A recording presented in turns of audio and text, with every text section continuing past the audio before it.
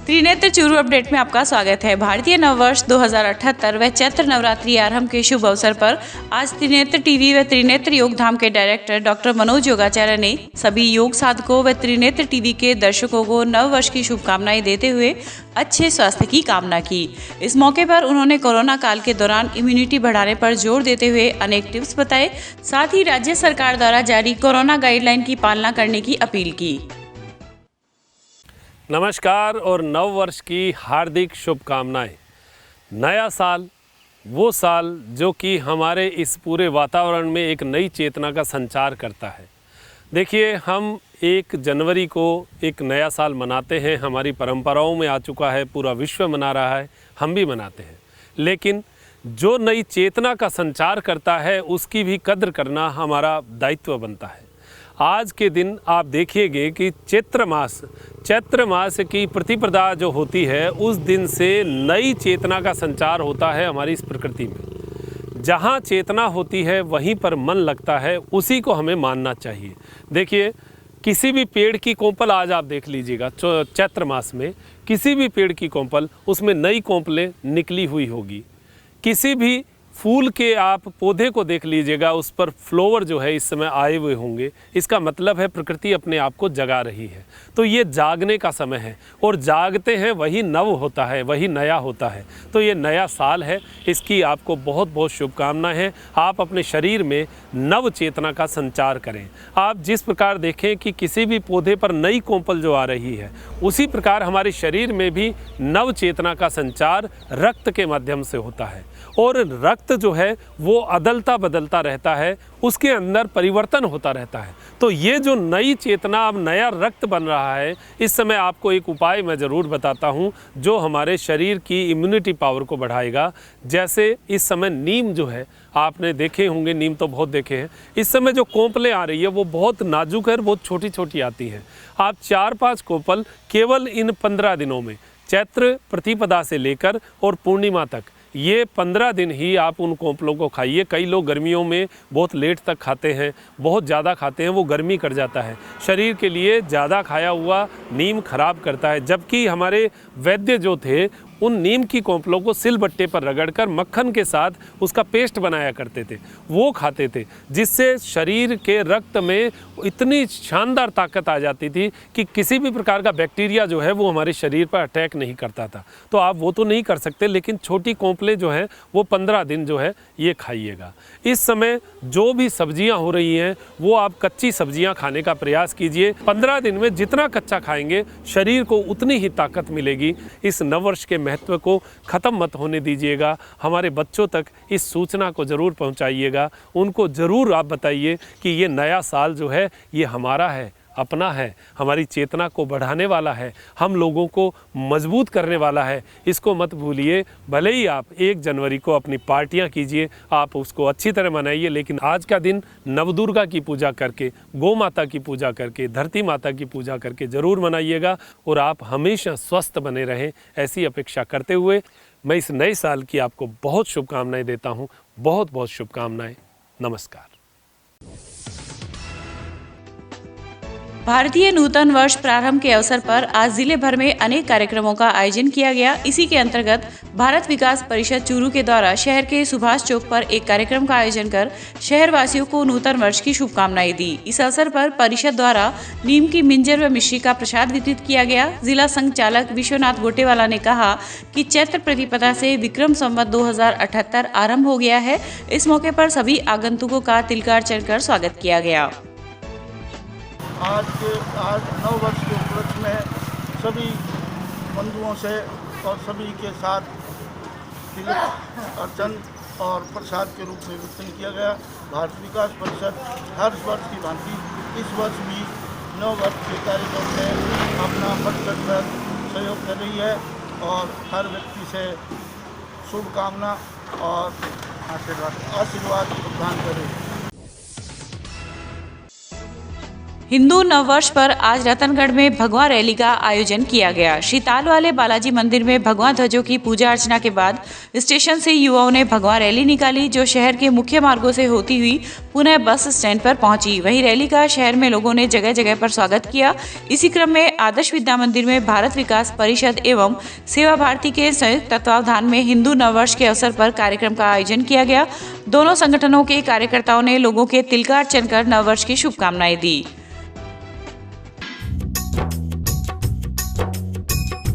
हो बन बन ढूंढ रहे रघुराई, जनक दुलारी कहीं ना पाई। राम हृदय में मचा कोहरा, राम सिया राम जय जय राम।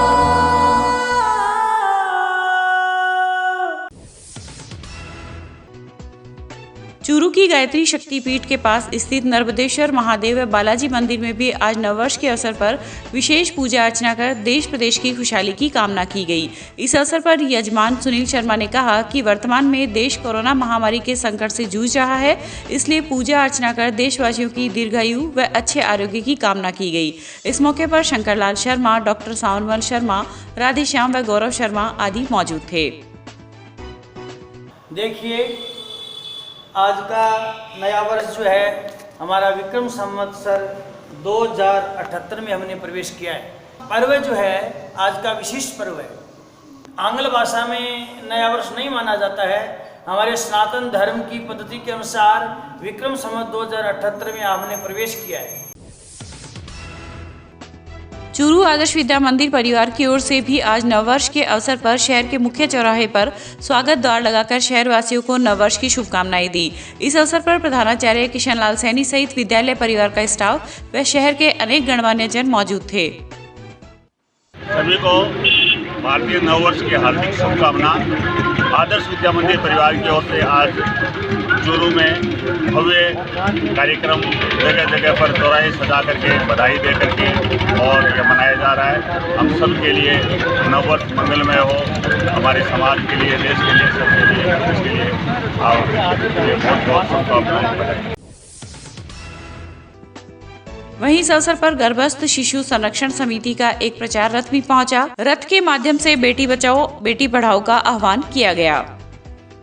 हमारी संस्था गर्भस्थ शिशु संरक्षण समिति, जिसका मुख्यालय बीकानेर में, यह अखिल भारतीय संस्था है और इसका ये स्वर्ण जयंती वर्ष है। उसमें हम प्रचार रथ यात्रा के लिए पहले पश्चिमी राजस्थान, पूर्वी राजस्थान, दक्षिणी राजस्थान को करते हुए आज यहाँ चूरू नगरी में पहुँचे हैं।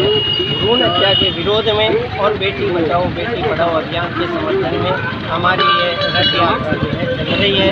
आज अभी यहाँ चूरू में शाम को हम राजगढ़ होते हुए नौर बाजार में आ जाएंगे। राजल देश में भी आज विश्वकर्मा सेवा समिति की ओर से भामाशाह सम्मान समारोह का आयोजन रखा गया। सोहनी देवी के मुख्य अतिथि में प्रारंभ हुए कार्यक्रम की अध्यक्षता मांगीलाल सुथार ने की। इस अवसर पर समिति को भूमि दान करने वाले भामाशाह सोहनी देवी व उनके पुत्रों का सम्मान किया गया। साथ ही सुजानगढ़ निवासी टीकम चंद जांगीड़ व भीकम चंद सुथार द्वारा पुजारी कक्ष के निर्माण हेतु 1,51,000 की राशि प्रदान करने पर दोनों भामाशाहों का सम्मान किया गया। इस अवसर पर समाज के अनेक गणमान्य जन मौजूद थे। श्री विश्वकर्मा सेवा समिति द्वारा निर्मित इस विश्वकर्मा अतिथि भवन और भगवान श्री विश्वकर्मा मंदिर के पास के ये दक्षिण में जो 2427 दरगज जमीन श्रीमती सोहनी देवी धर्मपत्नी स्वर्गीय श्री जीवराज जी सुथार द्वारा क्रय करके और आज के दिन विश्वकर्मा सेवा समिति को प्रदान की। मैं विश्वकर्मा सेवा समिति की तरफ से उनका बहुत बहुत धन्यवाद ज्ञापित करता हूँ। यह जमीन 17,70,000 रुपये में क्रय करके और संस्था को प्रदान किया। फिर इसके अंदर एक 60 बाई 20 का हॉल का भी निर्माण करवाया। इस निर्माण की भूमिका में स्वर्गीय श्री जीवराज जी सुतार के सपुत्र श्री देव किशन का जो इस संस्था के काफ़ी टाइम तक अध्यक्ष भी रहे, उनका बहुत बड़ा योगदान रहा।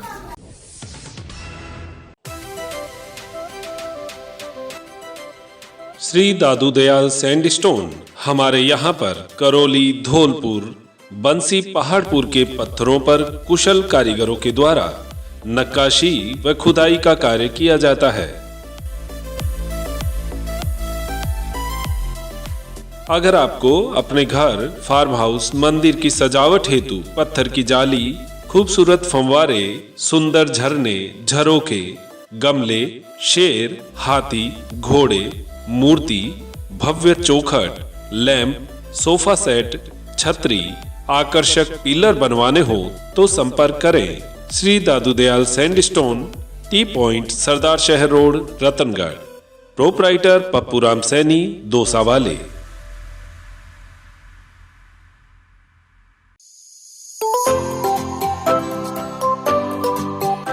अब गर्मी में क्यों होना परेशान, जब आपके शहर में खुल चुका है कूलर्स का भव्य प्रतिष्ठान। तो चले आइए हरी ट्रेडिंग कंपनी के पास और ले जाइए अपना मनपसंद कूलर और पाइए गर्मी से राहत। हमारे यहाँ पर सभी प्रकार के लोहे, फाइबर व प्लास्टिक बॉडी के कूलर उपलब्ध है, वो भी वाजिब दामों में। एक से एक टॉप क्वालिटी के साथ में होम डिलीवरी की सुविधा भी उपलब्ध है। इसके साथ ही कूलर के सभी प्रकार के स्पेयर पार्ट्स, घास और हनीकॉम्ब भी उपलब्ध है। कोविड-19 के बचाव हेतु मास्क लगाएं व सोशल डिस्टेंसिंग की पालना करें, क्योंकि आपका स्वास्थ्य और सेवा ही हमारा ध्येय है। हमारा पता Hari trading company, bank of Baroda के सामने, पुरानी सड़क, चूरू। संपर्क करें भास्कर अग्रवाल, जगदीश प्रसाद अग्रवाल।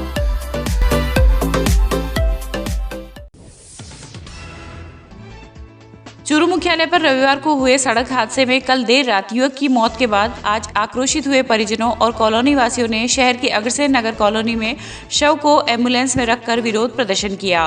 विरोध प्रदर्शन के दौरान उपस्थित लोगों ने आरोपी ट्रक चालक को गिरफ्तार करने और अग्रसेन नगर कॉलोनी से बाहरी वाहनों के प्रवेश पर रोक लगाने की मांग की।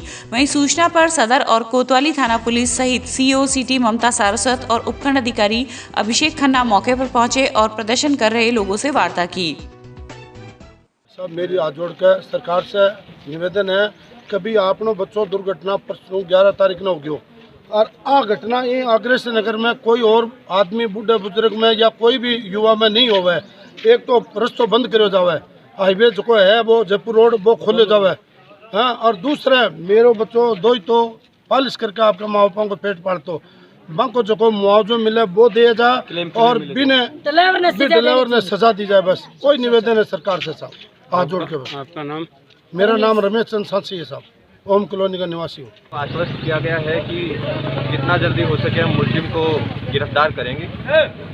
बाकी जो भी सहायता मिल सकती है MACT में या दुर्घटना उसमें, तो हम वो सहायता प्रदान करने का प्रयास करेंगे, जितना जल्दी हो सके वो इनको प्रदान करें। भारी वाहनों की बात है, उसमें एक प्रतिनिधि मंडल कलेक्टर साहब से मिलेगा, उसमें जो भी हमारे स्तर पर संभव होगा वो हम प्रदान करने का प्रयास करेंगे। धरना बेसिकली अग्रसेन नगर में जो बड़े व्हीकल गुजरने की बात आती है बार बार, उसके रिगार्डिंग धरना स्थल पर बैठे थे।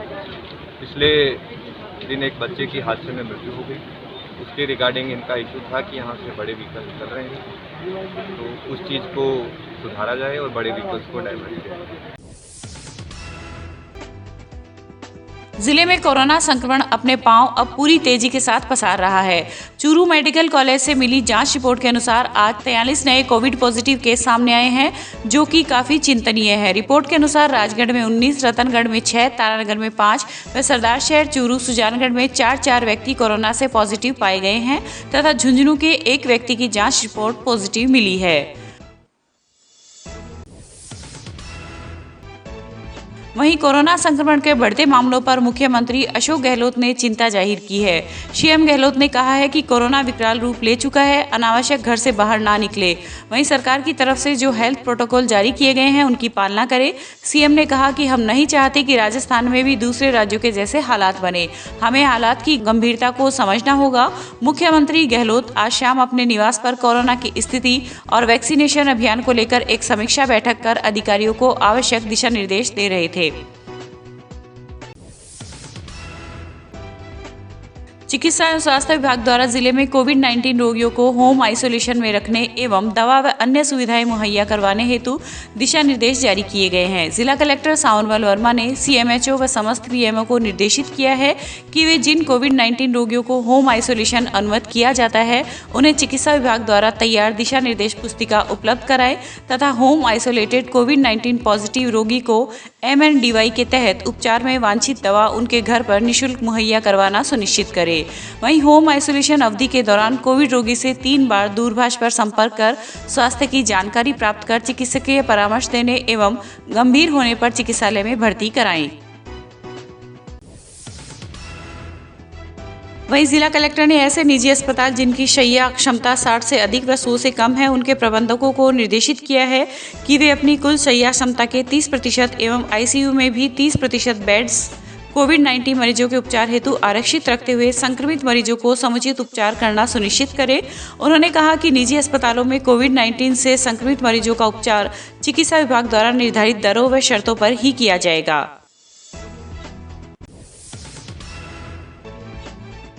रतनगढ़ उपखंड कार्यालय में आज SDM शिवपाल जाट की अध्यक्षता में व्यापार संघों की बैठक हुई। बैठक में कोविड-19 के निर्देशों की पूर्ण पालना करने के निर्देश दिए गए। इस दौरान निर्देशित किया गया कि कोई भी व्यापारी व ग्राहक बिना मास्क प्रतिष्ठान में न हो तथा सोशल डिस्टेंसिंग की पूर्णतया पालना सुनिश्चित की जाए। बैठक में सभी व्यापार मंडलों के पदाधिकारियों द्वारा आगामी 18 अप्रैल को रविवार के दिन बाजार स्वैच्छिक बंद रखने तथा माह के अंतिम रविवार 25 अप्रैल को बाजार पूर्ण रूप से बंद रखने की सहमति प्रदान की। वहीं कोरोना के बढ़ रहे केस को ध्यान में रखते हुए सभी पदाधिकारियों द्वारा मई माह में नई परिस्थितियों के अनुसार बाजार खोलने के संबंध में अवगत करवाने का निर्णय भी लिया गया। कोविड संक्रमण के बढ़ते ग्राफ को लेकर जिला प्रशासन पूरी तरह से अलर्ट है। इसी को लेकर आज तारानगर पुलिस थाने में एक CLG बैठक का आयोजन कर कस्बे वासियों को संक्रमण से बचाव हेतु तमाम एहतियात बरतने का आह्वान किया गया। उपखंड अधिकारी मोनिका जाखड़ की उपस्थिति में हुई बैठक में आने वाले पर्व पर बाजारों में कम से कम भीड़ करने एवं सोशल डिस्टेंसिंग व मास्क लगाने की हिदायत दी गई। बैठक में थाना अधिकारी गोविंद बिश्नोई, व्यापार मंडल सदस्य और धर्मगुरु उपस्थित रहे।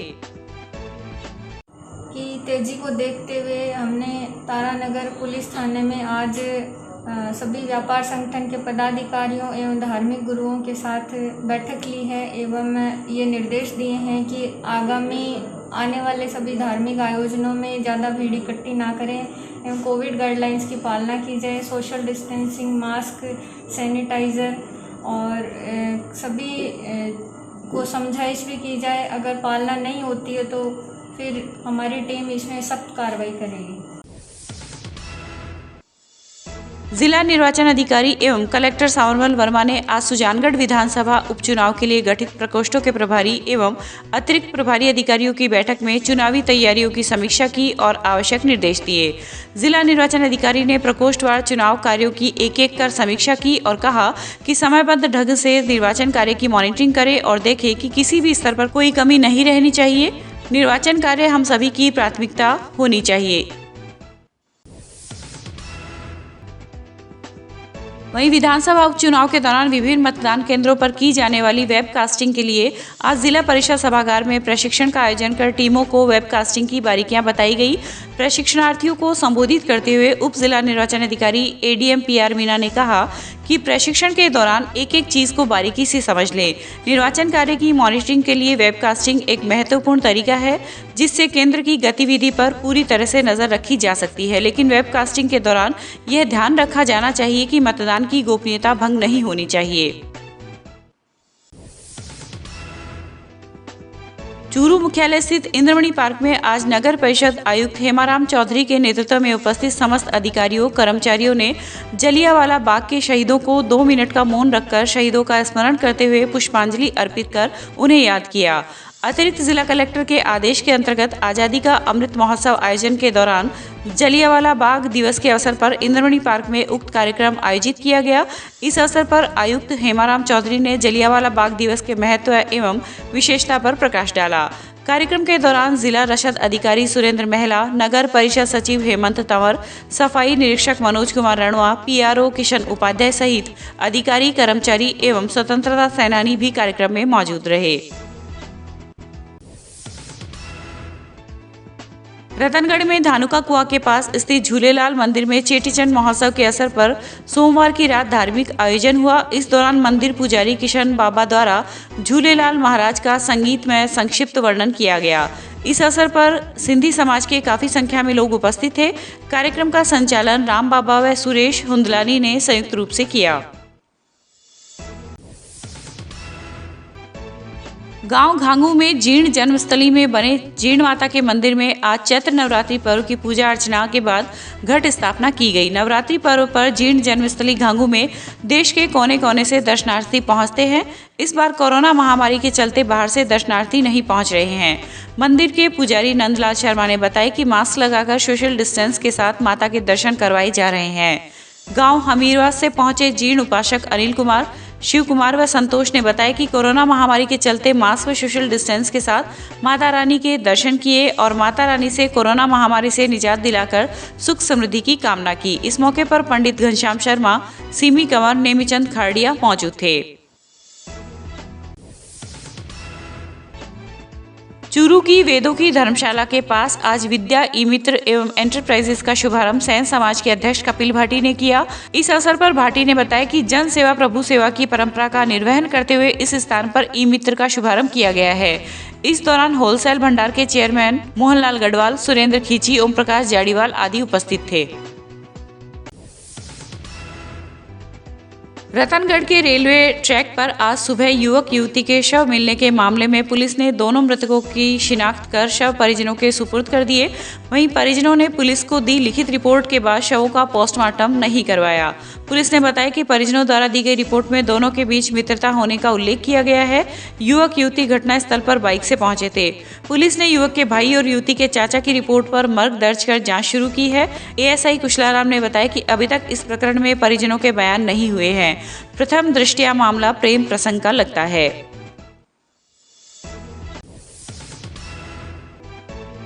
रतनगढ़ लिंक रोड पर एक बाइक शोरूम के पीछे स्थित एक आश्रम में रहने वाले साधु का शव आज क्षिप्त विक्षिप्त हालत में मिला। सूचना पर DYSP साले मोहम्मद व CI मनोज मुंड मौके पर पहुंचे तथा घटना की जानकारी ली। पुलिस ने साधु की मौत को संदिग्ध मानते हुए मौके पर FSL टीम को भी बुलाया। घटना के अनुसार करीब 25 वर्षों से लिंक रोड के पास एक साधु रहता था। साधु के पास पासपोर्ट की मिली फोटोकॉपी के आधार पर उनका नाम रामकृष्ण माधवन है। साधु को लोग राशन दान करते थे जिससे वह अपना जीवन यापन करता था। वहीं आज एक व्यक्ति आश्रम में राशन का सामान लेकर पहुंचा तो क्षिप्त विक्षिप्त हालत में साधु का शव पड़ा हुआ देखा। हमें एक सूचना मिली थी कि एक बाबा जी का योगा आश्रम है यहाँ पर रतनगढ़ लिंक रोड पर साइड में हीरो एजेंसी के पास में। तो उसमें कोई पुरानी बॉडी पड़ा होना किसी ने बताया था। इसके बारे में हम आए हैं।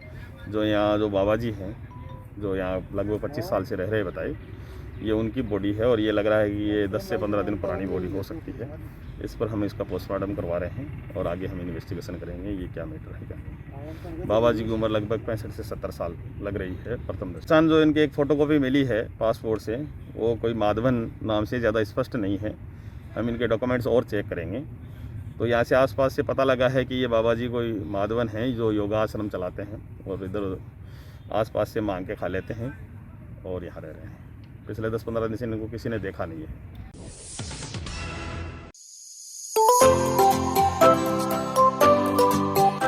अब गर्मी में क्यों होना परेशान जब आपके शहर में खुल चुका है कूलर्स का भव्य प्रतिष्ठान। तो चले आइए हरी ट्रेडिंग कंपनी के पास और ले जाइए अपना मनपसंद कूलर और पाइए गर्मी से राहत। हमारे यहाँ पर सभी प्रकार के लोहे, फाइबर व प्लास्टिक बॉडी के कूलर उपलब्ध है, वो भी वाजिब दामों में। एक से एक टॉप क्वालिटी के साथ में होम डिलीवरी की सुविधा भी उपलब्ध है। इसके साथ ही कूलर के सभी प्रकार के स्पेयर पार्ट्स, घास और हनीकॉम्ब भी उपलब्ध है। कोविड-19 के बचाव हेतु मास्क लगाएं व सोशल डिस्टेंसिंग की पालना करें, क्योंकि आपका स्वास्थ्य और सेवा ही हमारा ध्येय है। हमारा पता Hari trading company, bank of Baroda के सामने, पुरानी सड़क, चूरू। संपर्क करें भास्कर अग्रवाल, जगदीश प्रसाद अग्रवाल।